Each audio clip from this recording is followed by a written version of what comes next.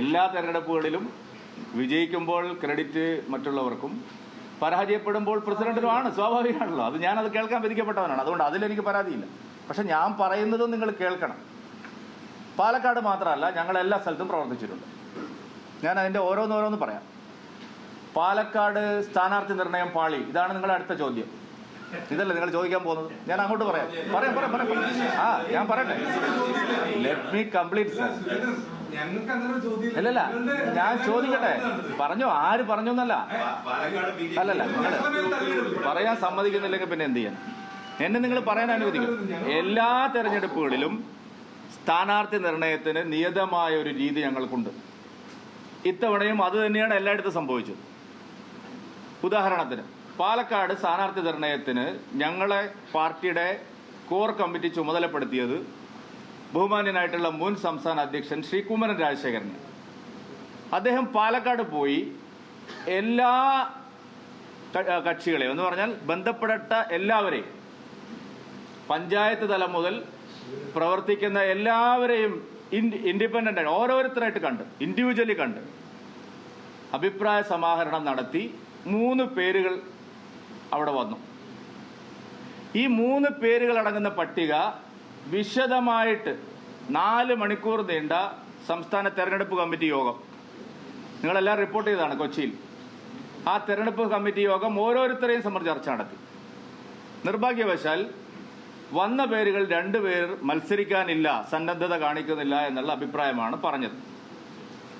ആ നോട്ടോടു കൂടിയാണ് ഞാൻ, അതായത് പാർട്ടിയുടെ തെരഞ്ഞെടുപ്പ് കമ്മിറ്റിയിലെ എല്ലാ മുതിർന്ന നേതാക്കളും ഇൻക്ലൂഡിംഗ് ജാവ്ദേക്കർജി, അപരാജിത സാരംഗി, അവര് എല്ലാവരും ഉൾപ്പെടുന്ന തെരഞ്ഞെടുപ്പ് കമ്മിറ്റി യോഗം കഴിഞ്ഞ് ഈ അഭിപ്രായങ്ങൾ അടങ്ങിയ നോട്ടോടു കൂടിയാണ് ഞാൻ എല്ലാവരുടെയും സർവ്വ സഹമതിയോടുകൂടി അനുവാദത്തോടുകൂടി പാലക്കാട്ടെ പാനൽ അയക്കുന്നത്.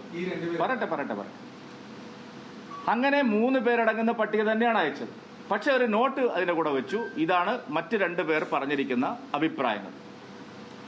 അതിനെ അന്തിമമായിട്ട് ശ്രീ നരേന്ദ്രമോദി ഉൾപ്പെടെ, ശ്രീ അമിത്ഷാ ഉൾപ്പെടെ, ശ്രീ JP നഡ്ഡ ഉൾപ്പെടെയുള്ള പാർലമെന്ററി ബോർഡ് വിശദമായി പരിശോധിച്ച് അവരാണ് സ്ഥാനാർത്ഥിയെ പ്രഖ്യാപിച്ചത്.